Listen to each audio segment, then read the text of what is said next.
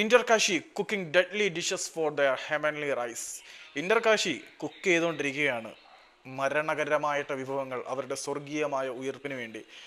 ഇന്റർകാശി ചെറിയ കളിയൊന്നും അല്ല അടുത്ത സീസണിലേക്ക് കളിക്കാൻ പോകുന്നത്. ഇന്ത്യൻ സൂപ്പർ ലീഗിന്റെ ചരിത്രത്തിൽ ഏറ്റവും സക്സസ്ഫുൾ ആയിട്ടുള്ള ഏറ്റവും കണിശക്കാരനായിട്ടുള്ള പരിശീലകൻ അന്റോണിയോ ലോപ്പസ് ഹബാസ് എന്ന മോഹൻ ബഗാൻ സൂപ്പർ ജയൻസിന്റെ ജീവനാടിയായ പരിശീലകനെ തങ്ങളുടെ കൂടാരത്തിലേക്ക് കൊണ്ടുവരാനാണ് അവർ തീരുമാനിച്ചിരിക്കുന്നതെന്ന് മാർക്കസ് മർഗുലോ ഉൾപ്പെടെയുള്ള ആളുകൾ റിപ്പോർട്ട് ചെയ്തിട്ടുണ്ട്.